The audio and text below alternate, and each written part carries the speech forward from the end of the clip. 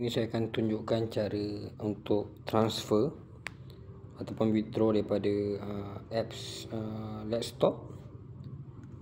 Let's Stop kepada Bybit. Untuk requirement ni anda perlu ada akaun Bybit. Siapa tak ada boleh daftar.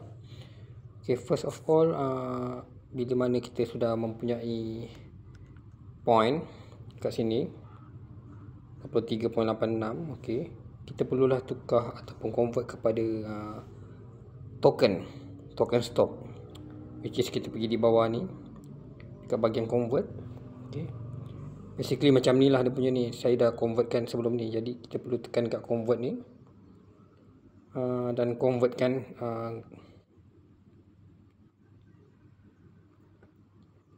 kita convertkan daripada Let's Stop credit kepada stop token. Minimum requirement adalah 100 lah. Yang ni saya just tunjuk lah, sebab saya dah transfer atau saya dah convert hari tu. So bila dah settle lebih daripada 100, kita terus convert dan dia akan pergi ke sini. Tengok ni saya punya stop token ada 279 bersamaan dalam RM100 lebih harga hari ni pada 30 bulan Jun. Kita pergi buka di Bybit, bahagian asset, pergi kepada deposit crypto dan kita pergi cari token stock. Token stock.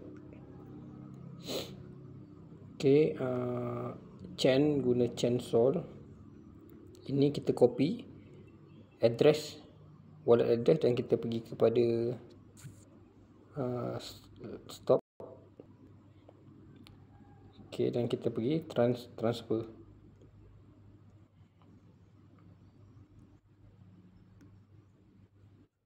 Kita pergi bahagian send. Maximum ada iklan, tak apa, kita tunggu sekejap.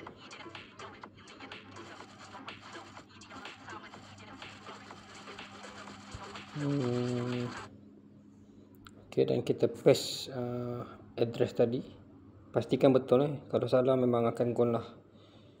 And then review transfer, confirm transfer, masukkan password yang kita dah buat untuk wallet ni, dan sepatutnya dah akan transfer lah sekejap lagi. Di sini dah ada tunjuk pending.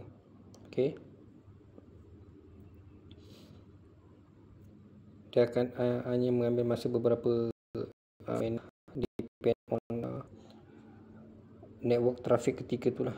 Dia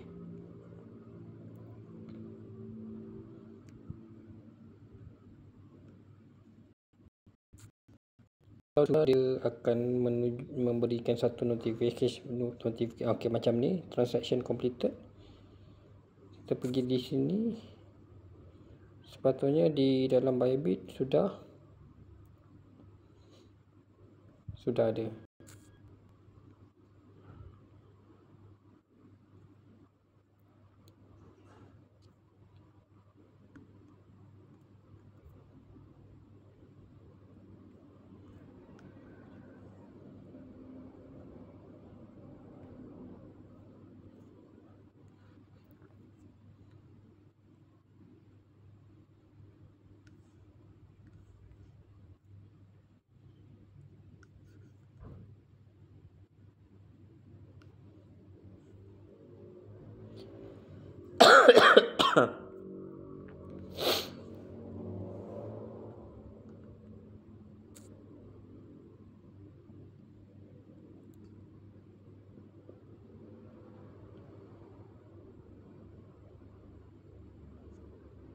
Dia sedang menunggu confirmation, pending daripada 200 confirmation, kita baru ada 80.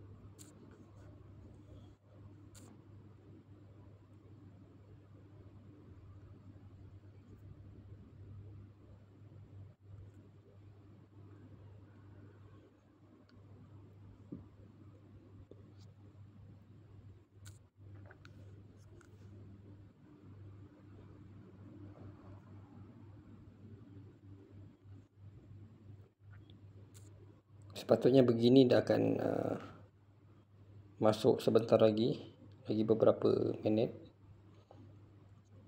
Okey.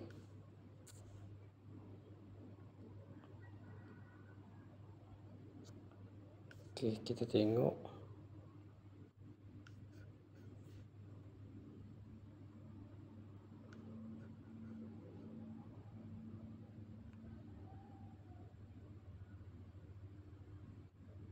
Okey, begini. Nampak tak? Stop. Okey, dekat sini dah ada dalam 100 lah, sebab mungkin dia akan ada kenakan charge transaction lah. Okey, daripada sini kita dah boleh menjual beli dan boleh withdraw lah. Bagaimana nak withdraw ke akaun Maybank ataupun akaun banking kita, saya akan tunjukkan di lain video.